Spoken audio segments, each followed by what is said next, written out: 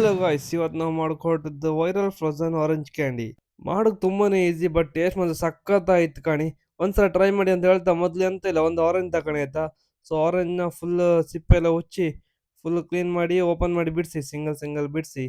ಆ single single ಬಿಡಿಸಿದ ಎಲ್ಲದು ಒಂದು ಬೋಲಿ ಹಾಕಿ ಆದ್ಮೇಲೆ ಅದನ್ನು ಸೀದಾ ಫ್ರೀಸರ್ಗೆ ಇಡೀನಿ, ಫ್ರಿಜ್ ಒಳಗೆ. ಸೊ ಫ್ರೀಸರ್ಗೆ ಒಂದು 6 ರಿಂದ 7 ಗಂಟೆ ಇಟ್ಟಾದ್ಮೇಲೆ ಫ್ರಿಜ್ಜಿಂದ ತೆಗೀನಿ. ತೆಗ್ದಾಪಕ್ಕೂ ಈ ಥರ ಗಟ್ಟಿಯಾಗಿ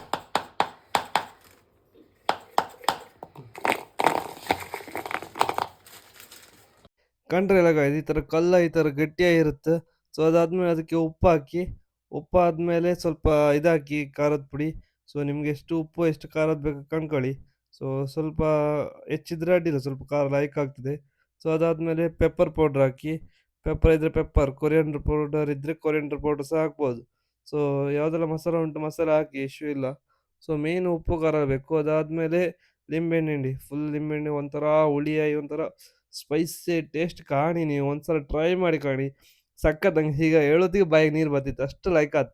ಸೊ ಅದನ್ನು ಫುಲ್ ಮಿಕ್ಸ್ ಮಾಡಿ ಆದ್ಮೇಲೆ ಅದು 15-20 ನಿಮಿಷ ಹಾಗೆ ಬಿಡಿ ಆಯ್ತಾ. ಸ್ವಲ್ಪ ಮೆಲ್ಟ್ ಆಗಬೇಕು, ಫುಲ್ ಐಸ್ ಆಗಿರುತ್ತೆ ಅದಕ್ಕೆ. ನಿಮ್ ಕಾಂಬತ್ತಿಗೆ ಬಾಯಿ ನೀರು ಬರ್ತಿಲ್ಲ ಕೇಳಿ, ಯಾವ ಥರ ಇತ್ಕಣಿ ಟೆಕ್ಸ್ಚರ್ ಕಾಣಿ. ಟೇಸ್ಟ್ ಹೇಳ್ದಾಗ ಸಖತ್ ಇತ್ತು. ಮಾಡೋಕೆ ಎಂತಿಲ್ಲ, ಒಂದು ಆರೆಂಜ್ ಉಪ್ಪು ಖಾರ ಮನೆಗಿರುತ್ತೆ, ಲಿಂಬೆಹಣ್ಣು ಅಷ್ಟೇ. ಆರಾಮ್ಸೆ ಮಾಡ್ಲಾಕ ಫ್ರಿಜ್ಜಿಗೆ ಇಟ್ಟು ಮಾಡಿ. ಸೊ ಎಲ್ಲ ವಿಡಿಯೋ ಇಷ್ಟ ಆಗಿದ್ರೆ ಲೈಕ್ ಮಾಡಿ, ಶೇರ್ ಮಾಡಿ ಆಯ್ತಾ. ಮುಂದಿನ ವಿಡಿಯೋದಾಗ ಮಸ್ತ್ ಸಿಕ್ತಂತ ಹೇಳ್ತಾ ಇದ್ದಂಗ ಬಾಯ್ ಬಾಯ್.